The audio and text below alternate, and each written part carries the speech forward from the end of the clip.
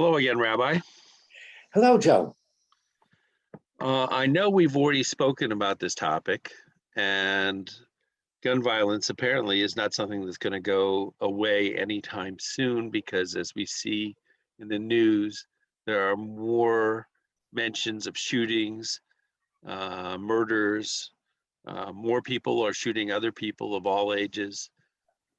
So, can we, to continue the discussion that we had before, the government is coming back with the traditional, let's do more reform, let's enact more laws. But you've maintained that this is not the solution that we need. It hasn't worked so far, and states that have some of the strictest sales and possession of guns still has high rates of shooting. People still obtain guns. I think our listeners should go back to the sessions. We did 3 sessions on guns and explored a number of different things. So that's worth listening to. What I want to introduce now is not one thing. One of the problems is we're looking for a silver bullet, meaning we want one thing that'll solve the problem. There isn't. So if we're going to look at steps, the first step is to sit down, come together, and say, we have a problem in our society with anger. We have a lot of people who are angry and have no idea or way to control their own anger. And the fact that firearms might be easily accessible is a question that's what they're turning to. And the idea being, well, if we can figure out ways to be more restrictive, they're already out there. The guns are out there.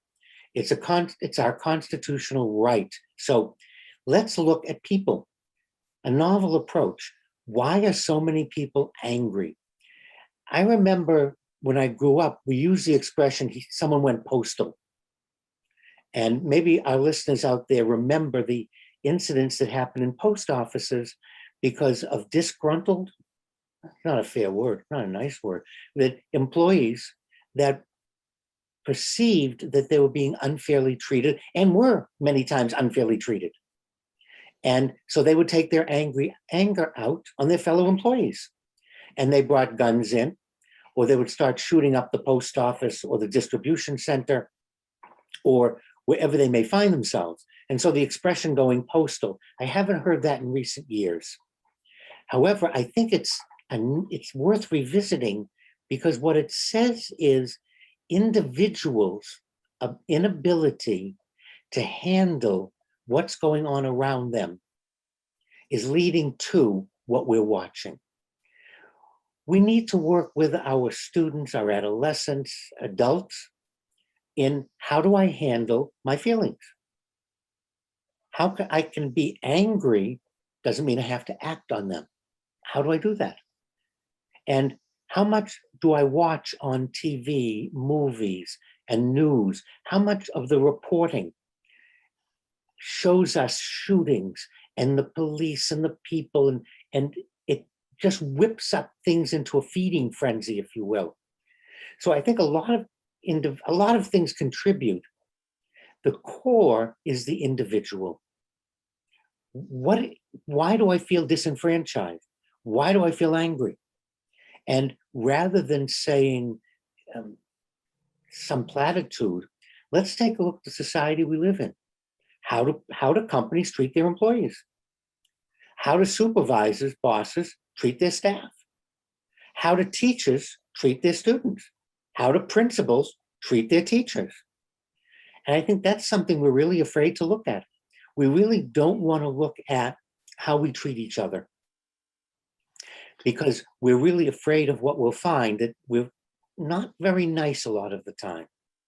So what you're saying is we need to find a release valve that works better than letting the pressure build up, rather than letting the pressure build up too high. But one would be a release valve. The other would, why are we putting the pressure on in the first place? Why do supervisors, bosses, teachers, it doesn't matter who, anyone in a position that is someone beneath or below or under them, why do they feel obligated, or why do they feel the need, or why is that a model? of how you treat other people. And we find this, we watch the storming of the Capitol, a huge crowd of angry people, a mob. They were angry. And to say we need to stricter controls around, yeah, we do. We have to do something about security. Okay, fine.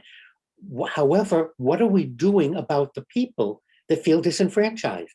What are we doing about people who feel unhappy, who feel that what happened to them or in their marriage, in a relationship? We really don't do a lot of teaching. We don't do a lot of work with us as individuals. And I think what we're watching is what happens when we continue to do what we've been doing to each other.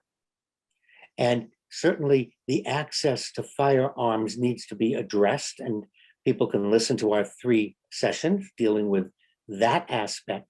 However, every time it was a neighbor, there was an altercation, road rage. What is this nonsense called road rage? Why are we giving driver's licenses without some type of psychological testing? Why are we doing something else to help each other understand? And not, an automobile is what, a 2,000-3,000 pound killing machine. And we hear all the time road rage, people driving someone off the road, people ramming somebody else. And coming back to, we don't ban the car. So let's come back to look at the individual and as a society. And that's one of the responsibilities of religion. It's the job of our churches not to incite people. I have not found that in the teachings, either in Judaism, Christianity, or in Islam, that our teachers said that you should waste, kill, maim, mutilate someone because of some injustice. But not to put one in the win column for the Catholics, but my understanding is that suicide rates, at least, are lowest among Catholics because they get to go to confession and get stuff off their chest. So maybe what we need is a universal confessional, because so many people resort to violence because they feel they have no voice. I think you hit it, Joe. I think I use the word disenfranchised. I think we have a lot of anger in our country is because people feel no one will listen to them and that their opinions aren't being heard, that they're being shut out. And then we call each other names and we further this gap. And then the outcome is violence and the taking up of arms. Well, I'd like to nominate you as the nation's first appointed confessor for all the other denominations. I'm sure the priests will still want to hold on to their jobs, but you can take everybody else. Or would you rather just work with Jews for now? No, I will accept everyone, and I would accept the title with honor. Thank you, Joe.